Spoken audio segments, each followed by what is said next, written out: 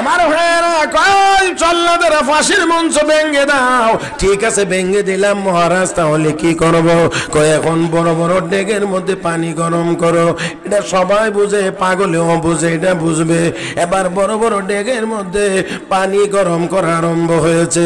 ও বন্ধুরা, কিন্তু দেখেন লক্ষ্য করে এই পানি এমন গরম, এমন গরম, এমন গরম, গরম সর্বোচ্চ গরম যখন হয়েছে সৈনিকদেরকে এই ডেগের কিনারায় নেওয়া হয়েছে।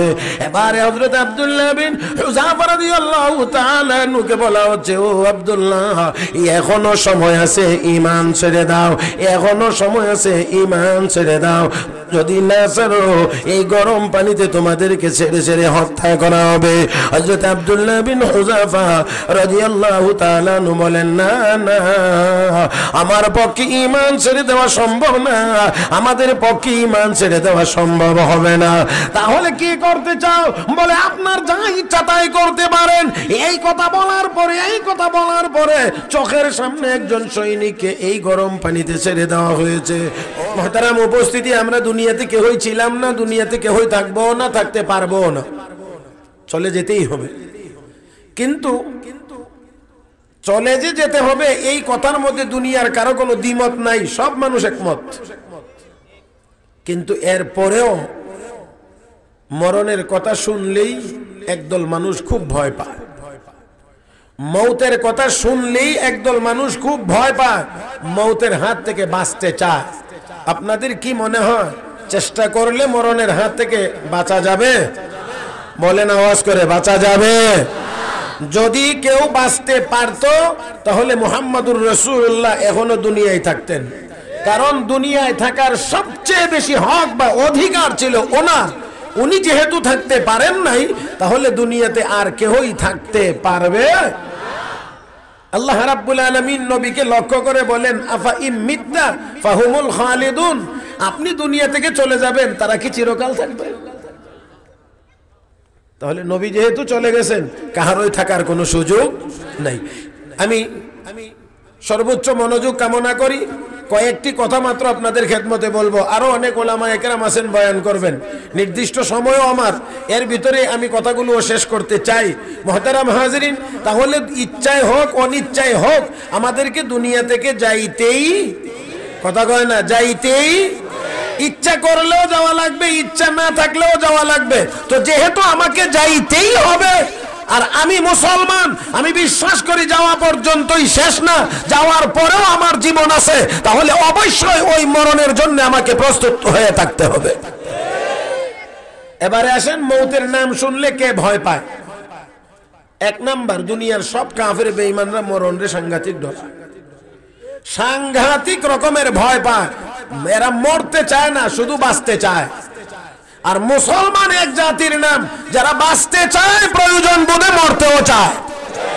আল্লাহ, এই দিকের মানুষেরা মনে হয় আওয়াজ করবে না, বাড়ি থেকে নিয়ত করে আসছে, আওয়াজটা সমান হয়তো, আমি কিন্তু একটুকু বুঝি। 31 নম্বর বছর চলে ওয়াজে, ছোট রয়েছি না হলো, আওয়াজ শুনলে তো দূর বুঝি, কোনান দিয়ে আওয়াজ হয়, কোনান দিয়ে হয় না। মুহতারাম হাজিরিন, এই জন্য একটু আওয়াজটা করেন, একটু কথা বলবেন। আমি একটু ঠিকঠাক করে দিয়ে যাই না, আরো তো উলামা একরাম আছেন, ওনারাও তো বয়ান করবেন, কাজে আমি একটু লাইন কাট ক্লিয়ার করি। কি কোন আল্লাহ সবাইকে তৌফিক দান করো। দুনিয়ার সব কাফের বেঈমানেরা শুধু বাঁচতে চায়। এই বাঁচতে গিয়ে যদি মুসলমান হাজার হাজার মারতে হয়, মারবে, তারপরেও তারা আরো বাঁচতে চায়। আর মুসলমান দুনিয়ায় বাঁচবো আল্লাহর গোলামি করার জন্য, গোলামির পথে কেউ যদি বাধা হয়ে আসে, প্রয়োজনে মরে যাব, তবে আল্লাহর গোলামি ছাড়তে পারবো না। তাহলে মুসলমান বাঁচতেও চায়, প্রয়োজন হলে মরতেও। কারণ কি? এরা খালি বাঁচতে চায়, মুসলমান প্রয়োজনে মরতেও চায়। এর মধ্যে মূল যে জায়গাটা, মূল যে কারণটা, তারা মনে করে মরণ পর্যন্ত শেষ, মরলেই তো আমার সব আরাম আয়েশ যা আছে সব শেষ হয়ে গেল। আর মুসলমান আমরা মনে করি ঈমান আর আমল নিয়ে যদি যাইতে পারি, তাহলে আমার আরাম আনন্দ মাত্র শুরু হবে। কথা কয় না, কথা কয় না, কথা কয় না। ও মুসলমান, এই জন্য দুনিয়ার কাফের বেঈমানেরা শুধু বাঁচতে চায়, শুধু বাঁচতে চায়, শুধু বাঁচতে চায়। আপনারা একটু জিনিস লক্ষ্য করেন, ইব্রাহিম আলাইহিস সালাতু ওয়াস সালাম দুনিয়ায় আসবে, নমরুদকে জ্যোতিষীরা বলছে ইব্রাহিম নামের ছেলে আসলে আপনার মসনদ কিন্তু থাকবে না। এই জন্যে নমরুদা করছি কি, ইব্রাহিমকে দুনিয়াতে আসতেই দেওয়া হবে না। নাউজুবিল্লাহ। আসতে নমরুদ কো আসতে দিবে না, আমার আল্লাহ কো আমি পাঠাইব। আপনাদের কি মনে হয় কে বিজয়ী? আওয়াজ করে বলেন কে বিজয়ী? وما تشاءون إلا أن يشاء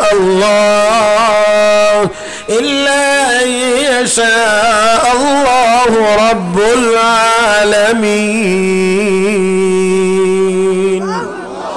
তোমরা যা চাও তা হবে না, রব্বুল আলামিন যা চান তা হবে। হে মুসলমান, এই জন্য দুনিয়ার সব কাফের বেঈমানেরা চায় কোরআনের আওয়াজ দুনিয়ায় যেন না হয়, কোরআনের মাদ্রাসা যেন দুনিয়ায় না থাকে, আলেম ওলামা যেন দুনিয়ায় না থাকে, হাফেজে কোরআন যেন না থাকে।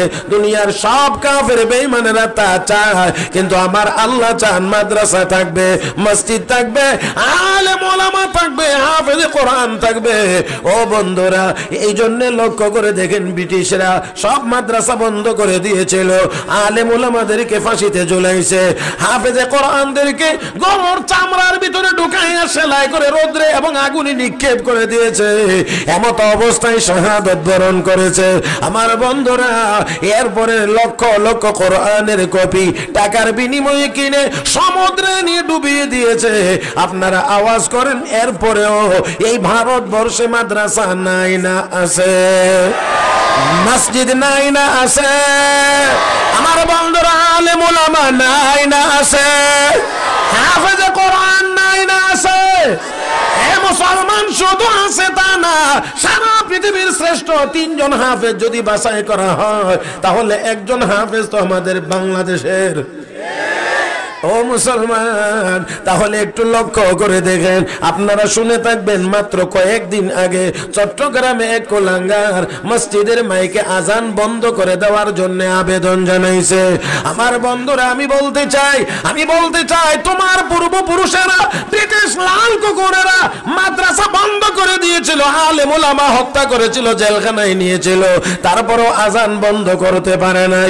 যেই বাংলার জমিনে 5 লাখ মসজিদ আছে, যেই দেশে ট্রেনের ভিতরে নামাজের জায়গা আছে, যেই দেশে অফিসের ভিতরে নামাজের জায়গা আছে, যেই দেশে শপিং মলে নামাজের জায়গা আছে, এই দেশে চাইলে আজান বন্ধ হবে না। এই দেশে আজান কোনোদিন বন্ধ হবে না, হবে না। তোমার যদি আজান ভালো না লাগে, বাংলার জমিন ছেড়ে অন্য কোথাও তুমি চলে যেতে পারো।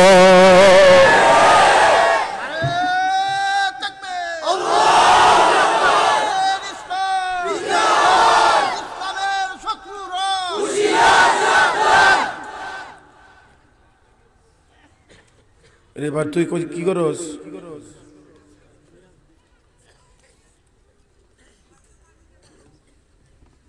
আরে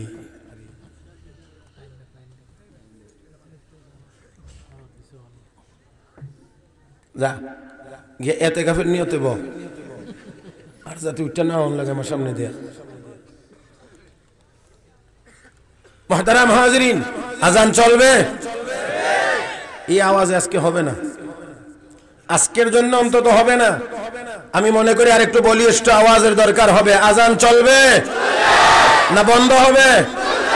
চলবে, চলবে, চলবে, আজান চলবে। কারণ আমরা ওই মুসলমান 9 জন মুয়াজ্জিনের শাহাদাতের বিনিময়ে যারা একবার মাত্র আজান দিয়েছি, কোলাঙ্গার তোর চিন্তা করা উচিত ছিল যে এই দেশে আজান বন্ধ, তো এই দেশের মুসলমান আর মুয়াজ্জিনরা যদি তোরে চিমটি দেওয়া শুরু করে, তাহলে তো তোর মতো কয়েকশো মানুষ চিমটির জন্য লাগবে। বুঝেন নাই মনে হয় আপনারা, আর না বুঝলে কিছু করারও নাই। মুহতারাম হাজিরিন, আমার বন্ধুরা, তাহলে আসুন, আজান চলবে ইনশাআল্লাহ। আজান কখনোই কেউ বন্ধ করতে পারবে না। আমার বন্ধুরা, তাহলে কাফের বেঈমানরা শুধু বাঁচতে চায় কেন? মরণ পর্যন্তই তাদের সব, কারণ এরা মনে করে এরপরে আর কিছুই নাই, যা আনন্দ উপভোগ করা যায়, বুক বিলাস যা আছে সব দুনিয়াতে করে নাও, মরার পরে আবার কি? আপনাদের কি মনে হয় মরার পরে কি? মক্কার কাফের বেঈমানরা আমার নবীকে গিয়ে বলতো কি কও তুমি এগুলি মরার পরে আমরা 8 কোটি মাটি খাইলে সব মাটির সাথে মিশে যাইব এরপরে আবার কে আমরা জিন্দা মাই ইউহিল ইযামা ওয়া হিয়া রামীম সূরা ইয়াসিনের একেবারে শেষের দিকে মাই ইউহিল ইযামা ওয়া হিয়া রামীম মাটির সাথে মিশে যাবে আমাদের হাড় কে আবার জীবিত করবে কে আবার উঠাইবে আল্লাহ রাব্বুল আলামিন জবাব দিয়ে বলে قل يحييها الذي أنشأها أول مرة وهو بكل خلق عليم الذي جعل لكم من الشجر الأخضر نارا فإذا أنتم منه توقدون أوليس الذي خلق السماوات والأرض بقادر على أن يخلق مثلهم بلى وهو الخلاق العليم إنما أمره إذا أراد شيئا أن يقول له كن فيكون فسبحان الذي بيده ملكوت كل شيء وإليه ترجعون আল্লাহ রাব্বুল আলামিন বলেন হাবিব আপনি বলে দিন যে আল্লাহ তোমাদেরকে আগে মডেল ছাড়া নমুনা ছাড়া কোনো ম্যাপ ছাড়া কোনো ডিজাইন ছাড়া যে আল্লাহ তোমাদেরকে বানাইতে পারছেন সেই আল্লাহ আবার পুনরায় তোমাদেরকে জিন্দা করতে অবশ্যই পারবেন হে মুসলমান আপনাদের কি মনে হয় পারবেন কি পারবেন না আমি সবাই হাতের তরজমাও করতে পারবো না আউলা লাকা ফাউলা সুম্মা আউলা লাকা ফাউলা আয়াহসাবুল ইনসানু আন ইউতরাকা সুদান আলাম ইয়াকুন তুফাতাম মিন মানিয়্যিন থুম্মা কানা আলাকাতান ফাখালাকা ফাসাওয়া ফাজআলা মিনহু الزوجين الذكر والأنثى أليس ذلك بقادر على أن يحيي الموتى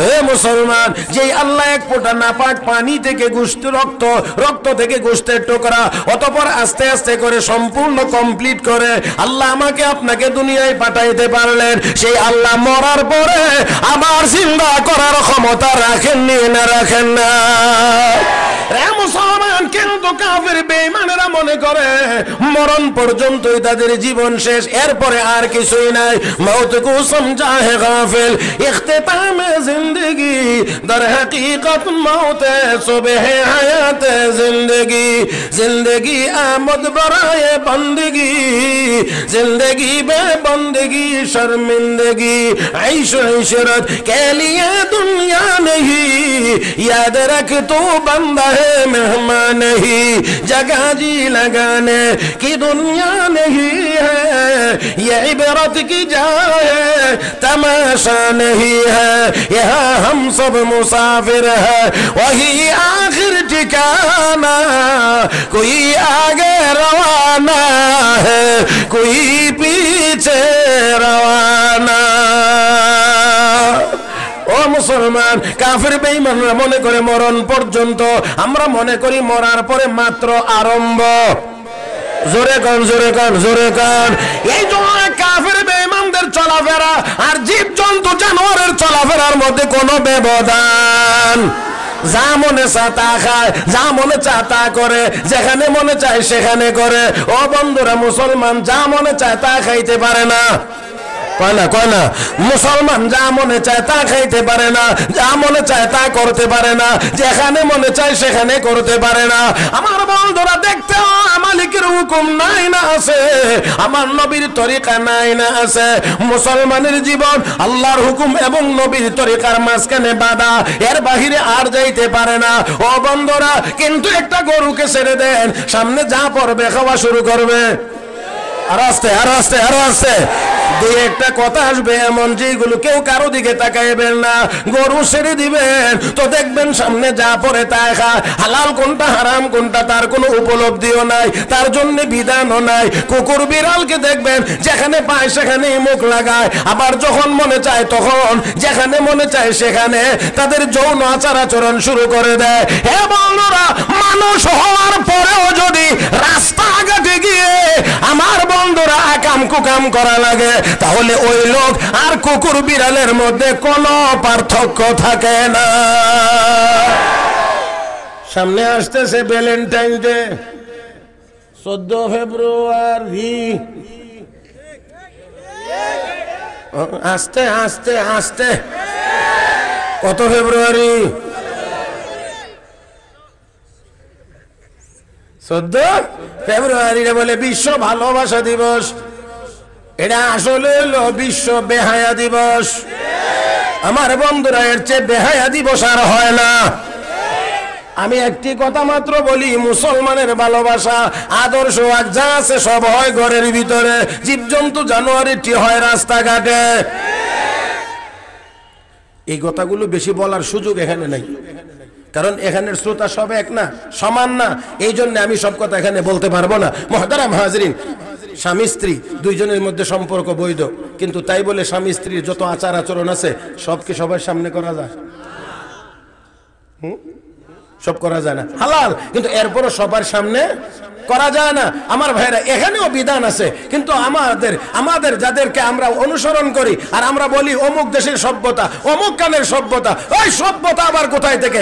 রাস্তাঘাটে যারা এই আকাম কুকাম করে বসে, এরা আবার সভ্য হয় কোথায় থেকে? তাদেরকে সভ্য বললে তো আপনাদের সাথের কুকুর বিড়ালকেও সভ্য বলতে হবে। বন্ধুরা আসুন, বাদ দেই তাদের কথা। আমাদের জীবন সামনে নাই না আছে? কথা কয় না, নাই না আছে? এই জন্যে তারা কয় যেহেতু মরণ পর্যন্ত শেষ, কাজেই মরণকে যত বিলম্বিত করা যায় ততই লাভ। আরো খাইতে পারো, আরো খাইতে পারো, আরো খাইতে পারো, আরো খাইতে পারবো। আর মুসলমান কয় খাইব তো আল্লাহর বিধান মোতাবেক হালালটা খাইব, আল্লাহর হুকুম মোতাবেক মালিকের কদমে সেজদা দেব। আমার এই কাজ করতে গিয়ে কেউ যদি বাধা হয়ে দাঁড়ায়, প্রয়োজন হলে আমি আমার জান দেব, আমার মাল দেব, কিন্তু আমি আমার আল্লাহর ইবাদত ছাড়তে পারবো না। আর আমার মুসলমানদের আরামের জীবন দুনিয়া না, আরামের জীবন হলো মরার পরে। আরামের জীবন মরার আগে না, মরার পরে। এই জন্য টার্গেট হলো এখানে। আপনারা একটু খেয়াল করবেন, খেতে কাজকাম করে না মানুষ, ধানের সময় না, ক্ষেত লাগানোর সময় না, এখন রোয়ার সময়। মাশাআল্লাহ, রোয়ার পরে যখন একটু একটু বড় হয়ে সারে, মাঝামাঝি যা, তখন কাঁটাওয়ালা কি জানি একটা দিয়ে এমনি ঠেলে না, এটা কি কর? একজনের কইছে কোন কোন কোন কি ডরে কয় না, উইটার উইটার। মাশাআল্লাহ, যাক, ওই যে ঘুরে যে মাঝখান দিয়া যে ঠেলে, এই যে উইটার, যে উইটার মারে। আমার জীবনে দুই একবার আমিও দিছি খেতে, দিয়া উইটা হিসা দিহি, মাশাআল্লাহ, হাঁটুর নিচে মনে হয় যেন ব্লেড দিয়ে কেটে রাখছে। ধানের ভাতা ধার তো বাড়িয়ে কাটা কাটা দেখা। তো এই যে কাটা, এটা তো সবার বেলায় কাটে, কিন্তু এরপরেও দেখবেন এ উইটার মারে আর সোনা বন্ধুর গান গায়। ওমা, এর এত আনন্দ করতে গিয়ে, এর আনন্দ আজকের উইটারের মধ্যে না। এর আনন্দ হলো এই উইটার দিয়ে সুন্দর করে বাঁশ টাস দিয়া, কিছু সার টার দিয়া, পানি টানি দিয়া যদি আর মাসখানেক সময় যা, আল্লাহর রহমতে এই জমিন থেকে 50 মণ ধান আমার ঘরে উঠবে। ওই যে 1 মাস পরে 50 মণ ধান সে পাবে, সেই আনন্দের দিকে তাকায় আসে এখন আনন্দিত। মুহতারাম হাজিরিন, মুমিনের চোখের সামনে জান্নাত। আমার কথা বুঝতে অসুবিধা হয়? একই শূন্যে উড়ে দুইটা পাখি, একটার নাম শকুন, একটার নাম ঈগল। শকুন আর ঈগল দুটোই উপর থেকে এমনি এমনি চোখ ঘুরায়, কোনানে খাবার আছে। তবে শকুন সবসময় খুঁজে মরা আর পচাটা কোথায়, আর ঈগল সবসময় দেখে জিন্দাটা কোথায়। এই দুনিয়াতে ইমানদারও বিচরণ করে, কাফের বেঈমানও বিচরণ করে, তবে কাফের বেঈমানদের নজর হলো মরা আর পচা দুনিয়ার দিকে, আর ইমানদারের নজর হলো আল্লাহর পবিত্র জান্নাতের দিকে। এই জন্যে ইমানদার মরণ রে ডরায় না। ইমানদার ভয় করে আমি ইমান নিয়ে মরতে পারবো কিনা, এটা হলো ভয়ের জায়গা। কাফের বেঈমানরা মরতেই চায় না, ইমানদার মরতে চায়, তবে ইমান নিয়ে মরতে চায়। কথাটা পার্থক্যটা কি আপনাদের বুঝে আসছে আমার ভাইয়েরা? তাহলে কাফের বেঈমানরা মনে করে মরণ পর্যন্ত, এই জন্য শুধু বাঁচতে চায়। ইমানদারকে আমার জীবন সামনে আছে, আর সেটা হলো জান্নাতি জীবন। আমার ওই জীবনে যাইতে হবে, ওই জান্নাতের ভিতরে যাইতে হবে। এই জন্য সে মরণ রে ডরায় না। জান্নাতে যাইতে হলে ইমান সাথে নিয়ে যাইতে হবে। এই জন্য ইমান নিয়ে মরতে পারবে কি না, এই টেনশনে ইমানদার থাকে। আমার ভাইয়েরা, আমার বন্ধুরা, রাসূল বলেছেন তুহফাতুল মুমিনি আল মাউত। মাউত হলো ইমানদারের জন্য হাদিয়া। হাদিয়া পাইলে মানুষ যেমন খুশি হয়, মুমিন মৌতের মাধ্যমে তেমন ভাবে খুশি হয়, কারণ মরলেই খুব খেয়াল করে দেখেন, লক্ষ্য করে দেখেন, হযরত ওমর ফারুক রাদিয়াল্লাহু তাআলা আনহুর জামানায় হযরত আব্দুল্লাহ বিন হুযাফা রাদিয়াল্লাহু তাআলা আনহুকে সেনাপতি করে কিছু সৈনিক দিয়ে যুদ্ধের ময়দানে পাঠাইছিলেন। দুর্ভাগ্যবশত সকল মুসলিম সৈনিকেরা রোমান সৈনিকদের হাতে বন্দী হয়ে গেছে। বন্দী হয়ে গেলে এবার তাদেরকে নিয়ে আটকানো হয়েছে। দেখে কাহারও পোশাকই তেমন উন্নত মানের না, তাদের সকলের দিকে তাকাই তারা বুঝছে খুব গরিব মানুষ। এই জন্য সেনাপতি হযরত আব্দুল্লাহ বিন হুযাফা রাদিয়াল্লাহু তাআলা আনহুকে সম্রাট নিজে প্রস্তাব দিয়েছে, ও আব্দুল্লাহ, ঈমান ছেড়ে দাও, আমি তোমাকে রোম দেশের মন্ত্রী বানাবো। প্রস্তাবটা ছোট না বড়? হ্যাঁ, বড়। আমি আর আপনি হইলে কি করতাম আল্লাহ ভালো জানেন। কিন্তু হযরত আব্দুল্লাহ বিন হুযাফা রাদিয়াল্লাহু তাআলা আনহু বলেন, সম্রাট, কি মনে করেছো মন্ত্রিত্বের লোভ দেখায় আমার দামি সম্পদ ঈমান তুমি কেড়ে নিয়ে যাবে? না না, আল্লাহর কসম করে বলি, সারাটা পৃথিবীর মালিক যদি আমাকে বানায় দেওয়া হয়, এরপরেও আমি এক সেকেন্ডের জন্যও ঈমান ছাড়তে পারবো না। আল্লাহু আকবার কোন, আর জোরে আল্লাহু আকবার কোন। সম্রাটের সামনে দাঁড়ায় এমন ভাবে কথা, সারাটা দুনিয়ার মালিক বানায় দিল, আমি আমার ঈমান এক মুহূর্তের জন্য ছাড়তে পারবো না। এমন কথা শুনলে তো সম্রাটের মেজাজ গরম হবে, এটাই স্বাভাবিক। এখন নির্দেশ দিয়ে বলে, রে জল্লাদেরা, ফাঁসির মঞ্চ তৈরি করো, সবগুলোকে ফাঁসিতে ঝোলানো হবে। ফাঁসির মঞ্চ তৈরি হয়, আর মুসলিম সৈনিকেরা একজন আরেকজনকে দেখায় আর মুস্কি মুস্কি হাসে। মুসলমান সৈনিকেরা একজন আরেকজনকে দেখায় আর মুস্কি মুস্কি হাসে। সম্রাট কো কি ব্যাপার, এই মোল্লার দল মিয়া সাহেবের দল কি ফাঁসি টাসি বুঝে না নাকি? আপনারা কি বলেন, বুঝে না বুঝেই হাসে? আমার ভাইয়েরা কয়, জল্লাদেরা ফাঁসির মঞ্চ ভেঙে দাও। ঠিক আছে, ভেঙে দিলাম মহারাজ, তাহলে কি করব? কয়, এখন বড় বড় ডেগের মধ্যে পানি গরম করো। এটা সবাই বুঝে, পাগলেও বুঝে, এটা বুঝবে। এবার বড় বড় ডেগের মধ্যে পানি গরম করা আরম্ভ হয়েছে। ও বন্ধুরা, কিন্তু দেখেন, লক্ষ্য করে, এই পানি এমন গরম, এমন গরম, এমন গরম, গরম সর্বোচ্চ গরম যখন হয়েছে, সৈনিকদেরকে এই ডেগের কিনারায় নেওয়া হয়েছে। এবারে হযরত আব্দুল্লাহ বিন হুযাফা রাদিয়াল্লাহু তাআলা আনহুকে বলা হচ্ছে, ও আব্দুল্লাহ, এখনো সময় আছে, ঈমান ছেড়ে দাও, এখনো সময় আছে, ঈমান ছেড়ে দাও। যদি না ছাড়ো, এই গরম পানিতে তোমাদেরকে ছেড়ে ছেড়ে হত্যা করা হবে। হযরত আব্দুল্লাহ বিন হুযাফা রাদিয়াল্লাহু তাআলা আনহু বলেন, না না, আমার পক্ষে ঈমান ছেড়ে দেওয়া সম্ভব না, আমাদের পক্ষে ঈমান ছেড়ে দেওয়া সম্ভব হবে না। তাহলে কি করতে চাও? বলে, আপনার যা ইচ্ছা তাই করতে পারেন। এই কথা বলার পরে চোখের সামনে একজন সৈনিককে এই গরম পানিতে ছেড়ে দেওয়া হয়েছে। ও বন্ধুরা, এক ফোঁটা গরম পানি যদি সিটে এসে শরীরে পড়ে, সাত করে ওঠে, আর এত গরম পানির মধ্যে একজন মুসলমানকে নিক্ষেপ করে দেওয়া হয়েছে। মুহূর্তের মধ্যে শরীরটা ক্ষত বিক্ষত হয়ে গিয়েছে, শাহাদাত বরণ করেছে। হযরত আব্দুল্লাহ বিন হুযাফা রাদিয়াল্লাহু তাআলা আনহু চোখের পানি ঝর্ণার মতো ছিঁড়ে দিয়ে কাঁদতে আছেন। সম্রাট মনে মনে ভাবছে, এখন মনে হয় ভয় পেয়েছে, এই জন্য কান্দে। এখন রাগ, আর কাউকে গরম পানিতে ছেড়ে দিও না, দেখা যাক আগে হাসছিল কেন, এখন কাঁদে কেন, একটু বুঝে নেই। ও আব্দুল্লাহ, আগে হাসছিল কেন, এখন কাঁদো কেন? ভয় পেয়েছো নাকি? চোখের সামনে সাথীর করুণ মৃত্যু দেখে কি তুমি ভয় পেয়েছো? হযরত আব্দুল্লাহ বিন হুযাফা রাদিয়াল্লাহু তাআলা আনহু বলেন, না না না, আমি ভয় কাঁদি না, আমার কান্নার কারণ আরেকটা। বলে, কি কারণ? শোনো সম্রাট, আমার আমার কান্নার কারণ হলো আমার ভাইকে যখন এই গরম পানিতে ছেড়ে দিয়েছো, আমি চোখের সামনে দেখলাম আমার ভাই শাহাদত বরণ করেছে, দেহটা ক্ষত বিক্ষত হয়ে গিয়েছে, এই দেহটা আর ফিরে আসবে না, তার ভিতরে রূহ আর ফিরে আসবে না।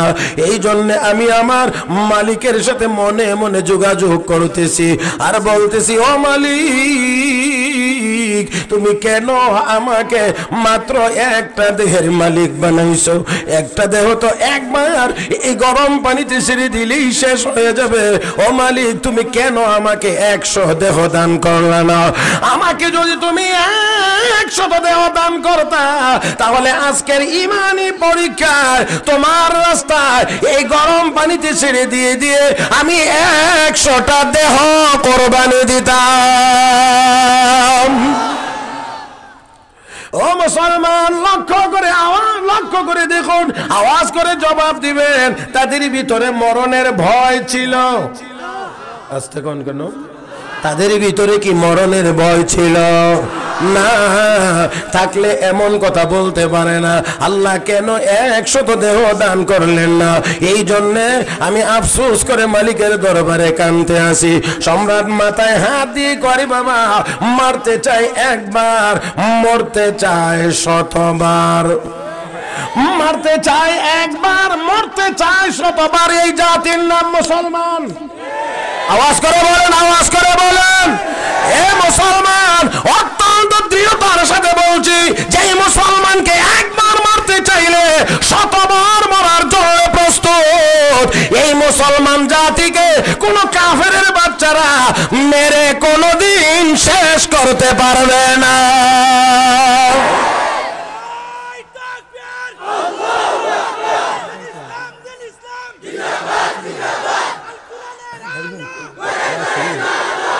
আপনার চোখে দেখা যায়,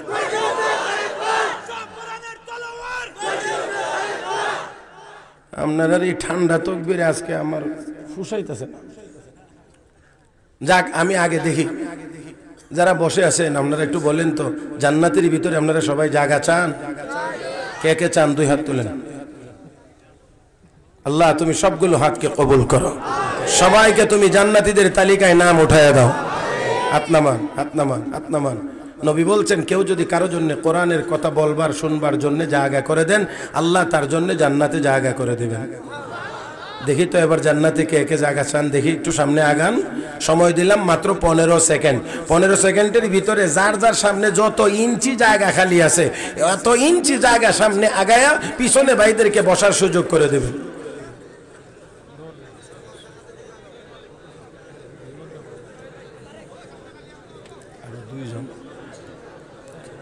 মাশাআল্লাহ, মাশাআল্লাহ, মাশাআল্লাহ। আওয়াজ না, লা ইলাহা ইল্লাল্লাহ,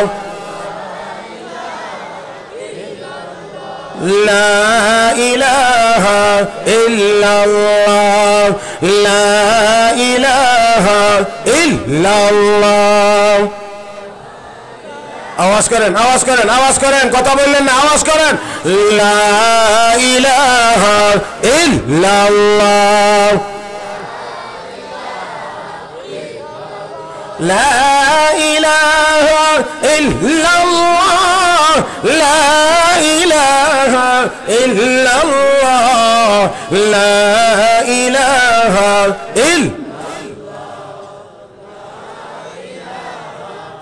লা ইলাহা ইল্লাল্লাহ মুহাম্মাদুর রাসূলুল্লাহ। ও বন্ধুরা, এবার আপনারা একটু বলেন, মাঝে মাঝে একটু আওয়াজের দরকার করবেন। হইছে না? আরো জোরে কোন করবেন? আল্লাহু আকবার। ভালো আওয়াজে যারা বলতে পারবেন, ডাইন হাতটা একটু উঠান দেখি। ডাইন হাত, ডাইন হাত, ডাইন হাত। মুট করেন, মুট করেন। এবার আমার সাথে কথা বলেন, জমিন কার? আসমান কার? চন্দ্র সূর্য কার? আমরা কার? তাহলে আল্লাহর আসমান, আল্লাহর জমিন সব আল্লাহর, আমল আল্লাহর। আল্লাহর জমিনে আল্লাহর নাম উচ্চারিত হবে আস্তে না জোরে? রেডি? এবার হোক।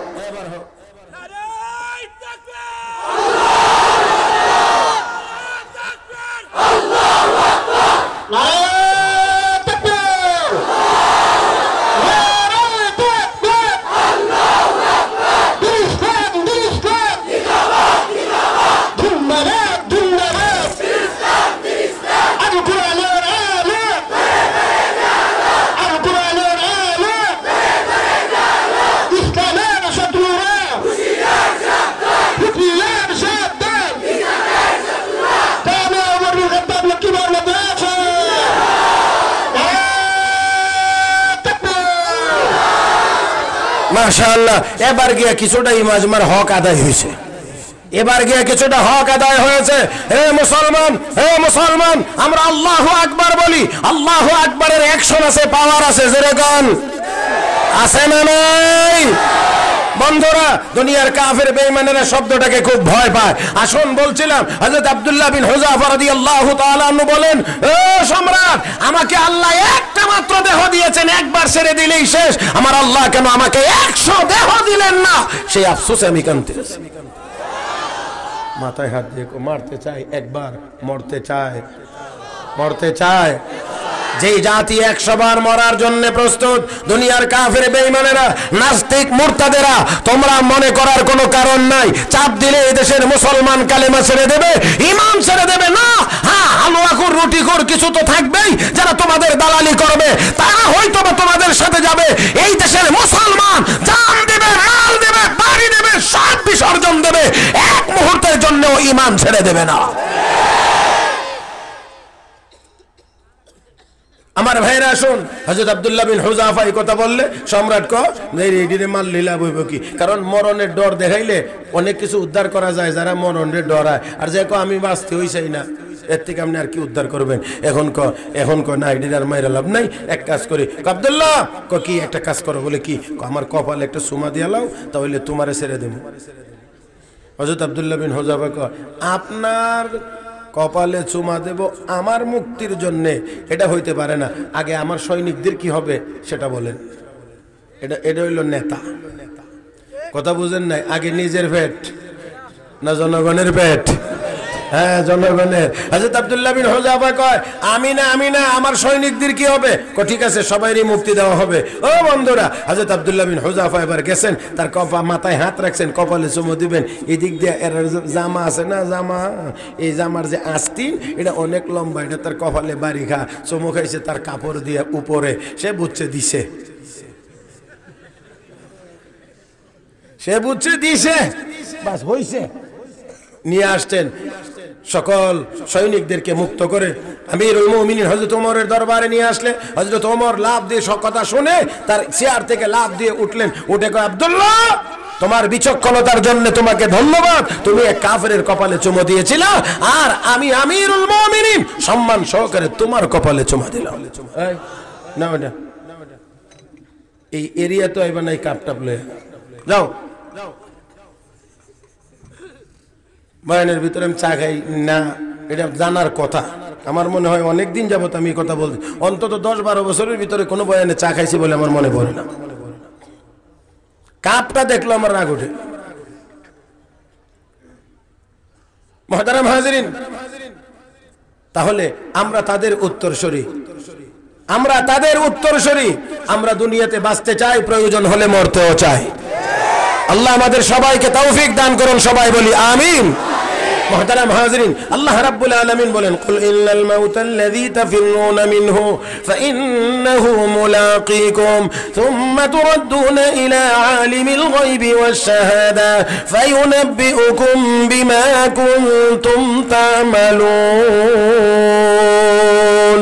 হে নবী, আপনি বলে দিন, ইন্নাল মাউতাল্লাযী তাফিররুনা মিনহু, যেই মরণের হাত থেকে তোমরা পলায়ন করো বাঁচার জন্য, ফাইন্নাহু মুলাকীকুম, অবশ্যই মওত তোমাদের সাথে সাক্ষাৎ করবে। মওতের হাত থেকে বাঁচার কোনো ক্ষমতা নাই। ও বন্ধুরা, আমাদের নাই, বড়রার মনে হয় আছে, তাদেরও নাই। আমরা গরিবের আর মনে হয় বাঁচার ব্যবস্থা নাই, ধনীর আর মনে হয় বাঁচার ব্যবস্থা আছে। না না না, আল্লাহ রাব্বুল আলামিন বলেন, দুনিয়ার গরিব বলে কোনো কথা না। ফালা ইস্তাতিউনা তাওসিয়াতাও ওয়ালা ইলা আহলিহিম ইয়ারজিউন। যখন মরণের সময় চলে আসবে, আত্মীয় স্বজনকে ওসিয়ত করার সময়ও কাউকে দেওয়া হবে। ফালা ইস্তাতিউনা তাওসিয়াতান, ওসিয়ত করবে আমার এই কাজ দাও, এই কাজ দাও, এই কাজ দাও, তুমি কইরো, এই সুযোগও নাই। ওয়ালা ইলা আহলিহিম ইয়ারজিউন, মরণ যখন চলে আসবে, বাহিরে থাকলে ঘরে আত্মীয় স্বজনের কাছে আসার সুযোগও দেওয়া হবে না। তাহলে এই মওত আমার আপনার সকলের সামনে নাই না আছে? নাই না আছে? হে বন্ধুরা, এই কথাটা কোরআনে কারীমে আল্লাহ অনেক আয়াতের ভিতরে বলেছেন এর একমাত্র কারণ হলো এই মরণের কথা স্মরণ করে বান্দাকে গুনাহ থেকে বাঁচানো, গুনাহ থেকে বাঁচানো। মরণের হাত থেকে বাঁচার কোনো ব্যবস্থা নাই। আমার বন্ধুরা, কাফের বেঈমানেরা ভয় পায়, ইমানদারেরা ভয় পায় না। ইমানদার মওতের মাধ্যমে খুশি হয়, কারণ ইমানদার মরার পরে জান্নাত পায়। লক্ষ্য করে দেখেন, আপনাদেরকে হয়তো অনেকবার জীবনে শুনেছেন, তারপর আমি একটু স্মরণ করাইয়া দিতে চাই। আমার আপনার নবী দুনিয়াতে আসার আরো 70 বছর আগে, আমার আপনার নবী দুনিয়াতে আসার আরো 70 বছর আগে এক বাদশাহ জালেম, নাম ছিল ইউসুফ জুনাওয়াস। এই ইউসুফ জুনাওয়াস অত্যাচারী শাসক, মূর্তি পূজারী শাসক, নিজেও মূর্তি পূজা করে, দেশের মানুষকে মূর্তি পূজা করতে বাধ্য করে। মুহতারাম হাজরিন, তার দরবারে ছিল বিজ্ঞ এক জাদুঘর, যে জাদুঘর জাদুর মাধ্যমে তাকে বিভিন্ন অপকর্মে সাহায্য সহযোগিতা করত। বুড়া হয়ে গেলে ওই জাদুঘর এবার বাদশাকে বলতে আছে, আপনি আমাকে একজন ছাত্র দেন, মেধাবী ছাত্র দেন, যাকে আমি এই বিদ্যাটা শিখাইয়া যাইতে পারি, আপনার কাজে লাগবে। একজন মেধাবী ছাত্র সরকারি খরচে জাদু শিখবার জন্য ওই অভিজ্ঞ জাদুঘরের কাছে পাঠানো হয়েছে। মুফাসসিরিন ইকরাম তাফসীরের কিতাবে তার নাম লিখেছেন, তার নাম ছিল আব্দুল্লাহ বিন তামির। সে আব্দুল্লাহ বিন তামির যায় জাদুঘরের কাছে, জাদুঘরের কাছে জাদু শিখার জন্য। জাদুর মন্ত্র তার মনোপুত হয় না, ভালো লাগে না, শুনতেও মজা লাগে, ভালো লাগে না, পড়তেও ভালো লাগে না। এবার সাক্ষাৎ হয়েছে ইনজিল কিতাবের এক আলেমের সাথে, যার সাথে কথা বলে তার ভালো লেগেছে। এক পর্যায়ে সে ওই আলেমের কাছে কালেমা পড়ে মুসলমান হয়ে গেছে। সব যুগেই তো যারা আলেম সঠিক ছিল, তাওরাতের সঠিক আলেম যারা ছিল, আল্লাহর একত্ববাদে বিশ্বাসী, নবীর উপরে বিশ্বাসী, সবার কাজই তো ছিল জাতিকে ভালো পথে নেওয়া, জাতিকে ভালো পথ দেখানো। ওলামায়ে কেরামের কাজ, এই উম্মতের ওলামায়ে কেরামের কাজ হলো জাতিকে সঠিক পথ দেখানো। কোনোদিন আলেম ওলামা এই কথা বলে না, চুরি করো, ডাকাতি করো, দুর্নীতি করো, চিন্তাই করো, রাজধানী করো, মদপান করো, আরেকজনের জমির আইল ঠেলো, এই কথা কোনোদিন কোনো আলেম ওলামা বলে না। আলেম ওলামা বলেন, তোমরা নিজের একটু ছাড় দিয়ে হলো এটাকে শেষ করো, 5 ওয়াক্ত নামাজ পড়ো, গরিবের প্রতি খেয়াল রাখো, আত্মীয় স্বজনের হক আদায় করো, মদ পান করিও না, চুরি ডাকাতি করিও না। আমার বন্ধুরা, যত আলেম ওলামাদের কথা মানা হবে, ততই দেশে শান্তি শৃঙ্খলা বজায় থাকবে। আলেম ওলামাদের কথাকে বৃদ্ধাঙ্গুলি দেখানো হবে, সমাজ আস্তে আস্তে অধপতনের দিকে যাবে। আজকে হাজারো আইন করে আমার দেশে অপরাধ বন্ধ করা যায় না, একদিক দিয়ে দমন করে, আরেক দিক দিয়ে মাথাচাড়া দিয়ে ওঠে। আমার বন্ধুরা, সব বাহিনী মাদক নিয়ন্ত্রণের জন্য আপ্রাণ চেষ্টা করে, কিন্তু এরপরও মাদক বন্ধ তো হয় না। আগে ছিল শহরে, এখন গ্রাম পর্যন্ত সয়লাভ হয়ে গিয়েছে।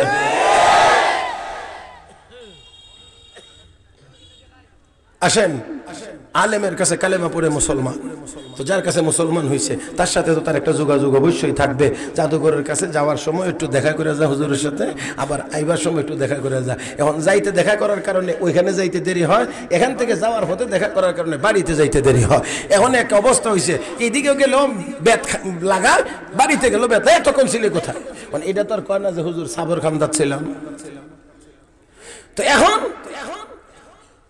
কিছুদিন যাইতে না যাইতেই ঘটনা ঘটলো, প্রধান যে রাস্তা, এই রাস্তার মুখে এক বাঘ এসে বসে রয়েছে। লম্বা করে বলছি না ছোট করে বলছি, বাঘ এসে বসে আছে, কেউ ভয়ে রাস্তা দিয়ে যায় না। আব্দুল্লাহ বিন তামের এবার বের হয়েছে, বের হয়ে যখন শুনছে যে বাঘ, এখন যাচাই করার সময় হয়ে গেছে যে আল্লাহর কাছে এই জাদুঘরের কথা বেশি দামি না ওই আলেমের কথা বেশি দামি। জাদুঘরের কথা বেশি দামি না আলেমের কথা দামি?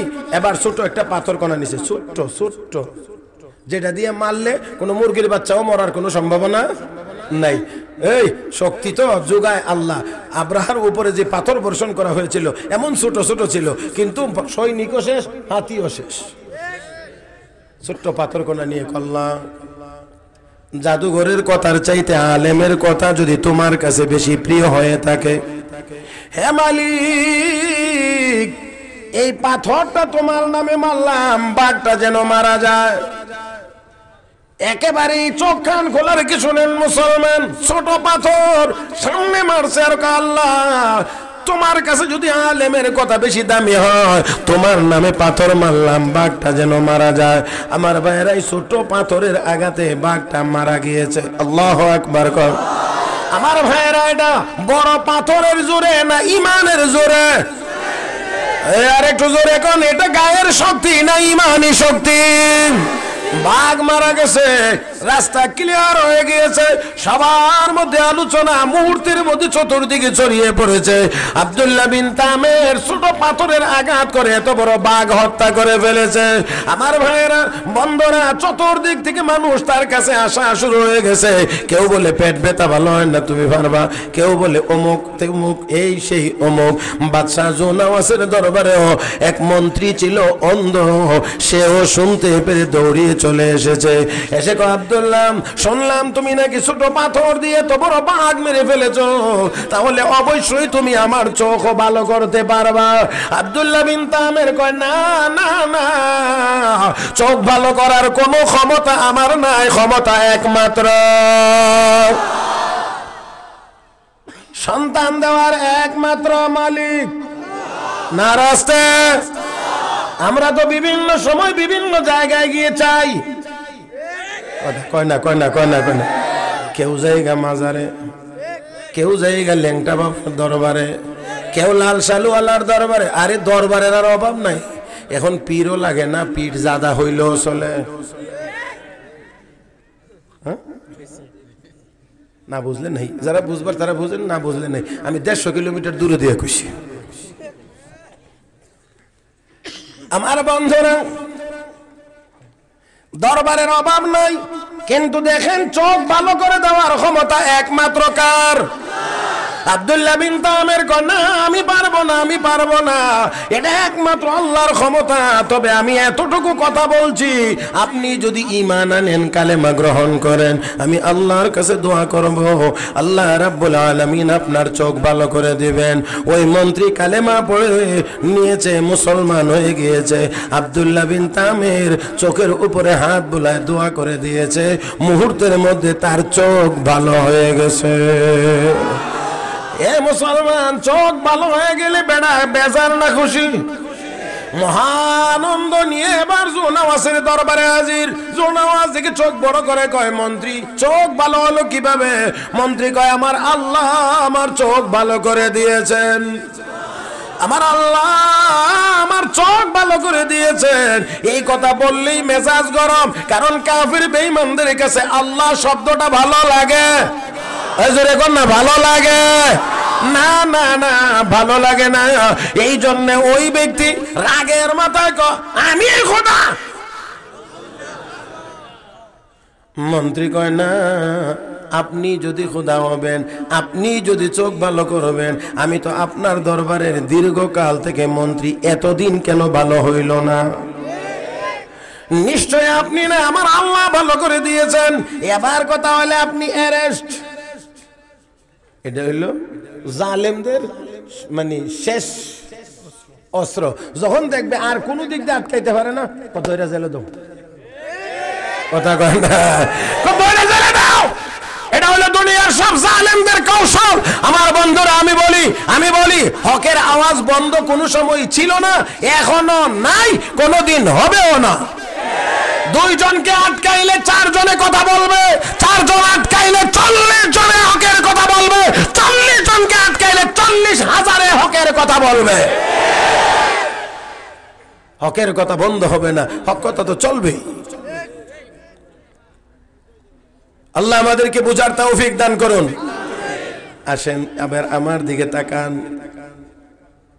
আব্দুল্লাহ বিন তামের কথা বলছি, শুনেন। মন্ত্রীকে অ্যারেস্ট, কোনটা? আমার ভাইয়েরা, আমার দিক মেহমান চলে আসছেন, এর অর্থ হলো আমার সময় মোটামুটি শেষ। এরপরও আমি কথাটাকে একেবারেই মাত্র অল্প সময়ের মধ্যে আমি আমার কথাটাকে শেষ করে দিচ্ছি। মুহতারাম হাজিরিন, ব্যাস আওয়াজ করেন না, যে যেখানে পান জায়গা সেখানে বসেন। আমার ভাইরা, আমার বন্ধুরা, এবার তাকে গ্রেফতার বলা হলো। এই কালেমার দাওয়াত পাইলেন কোথায় থেকে? কালেমার দাওয়াত পাইলেন কোথায় থেকে? পেয়েছি আব্দুল্লাহ বিন তামেরের কাছ থেকে। আব্দুল্লাহ বিন তামেরকে গ্রেফতার তুমি পাইলা কোথায়? কই আলেমের কাছ থেকে। এবার দেখেন লক্ষ্য করে, আলেমকেও হত্যা, মন্ত্রীকেও হত্যা করা হয়েছে এই জন্য আলেম যেন এই কালেমার কথা আর কাউকে বলতে না পারে, দাওয়াত দিতে না পারে। আর অপর দিক থেকে মন্ত্রীকে হত্যা করা হয়েছে এই জন্য সে যেন এই কথা প্রচার করতে না পারে। কালেমা গ্রহণ করার কারণে আমার চোখ ভালো হয়ে গেছে, তাতে করে মানুষ লাইন ধরবে, সিরিয়াল ধরবে।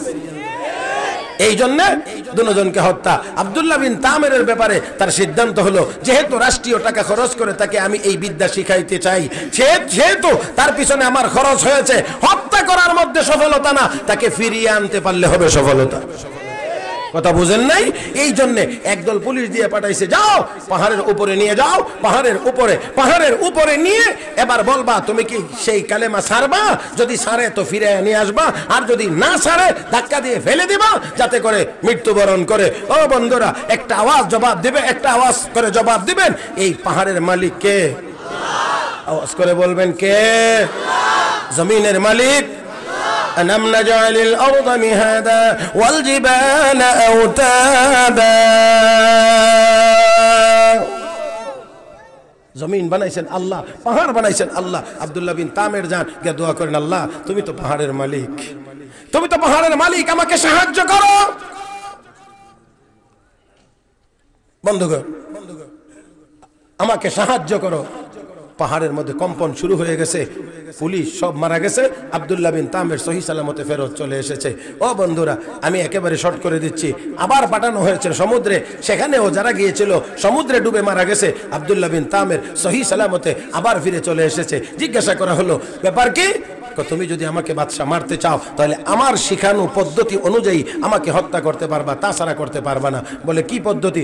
হাজার হাজার মানুষ ময়দানে জমাইবা, নির্দিষ্ট তারিখে আমাকে সেখানে নিয়ে যাইবা, আমাকে গাছের ডালে ঝুলাইবা, আমার ব্যাগের ভিতর থেকে তীর বের করে কামানের উপরে উঠাইবা, উঠানোর পরে যখন তীরটা মারবা তখন মারার আগে দোয়া পড়বা, বিসমিল্লাহি। দেখেন কি দোয়া শিখাইয়া দিতে আছে, বিসমিল্লাহি রাব্বি হাযাল গোলাম। এই রবের এই গোলাম মানে এই ছেলে, এই যুবকের আল্লাহর নামে আমি তীর মারলাম। এই কথা বলে যদি তীর মারো আমার গায়ে লাগলে আমি শহীদ হয়ে যাব। জমানো হয়েছে মানুষ, হাজার হাজার দর্শক। এবার সকলের সামনে যখন তাকে হত্যা করতে চাইলো, তীর উঠানো হলো, টান দিয়ে ছাড়বে, এমন সময় দোয়া পড়ে, মন্ত্র পড়ে, বিসমিল্লাহি রাব্বি হাযাল গোলাম। তীর ছাড়ছে, আব্দুল্লাহ বিন তামেরের গায়ে গিয়ে লাগছে, শাহাদাত বরণ করেছে। এই দৃশ্য দেখে 12,000 দর্শক একসাথে আমান্না বিরব্বি হাযাল গোলাম বলে কালেমা পড়ে মুসলমান হয়ে গেছে। মুহতারাম হাজিরিন, যেই কথাটা আমার বলার ছিল সেই কথাটা হলো, মুমিন মওতকে ভয় করে না, ঈমান নিয়ে মরতে পারবে কিনা সেই ভয় করে। সেজন্য আসুন, আমি মেহমানকে বসায় রেখে কথা বলার অভ্যাস আমার নাই, শুধু একেবারেই মাঝপথে ছিলাম বলে 2-3 মিনিটের মধ্যে আমি এতটুকু জায়গাতে নিয়ে এসেছি। বন্ধুরা, তাহলে দুনিয়ায় থাকার জায়গা না, চলে যাইতে হবে, মরতে তো হবেই, মরতে তো হবেই। কাফের বেঈমানরা মরণ পর্যন্ত মনে করে, এই জন্য তাদের জীবন হয় একরকম, জীবজন্তু জানোয়ারের মতো।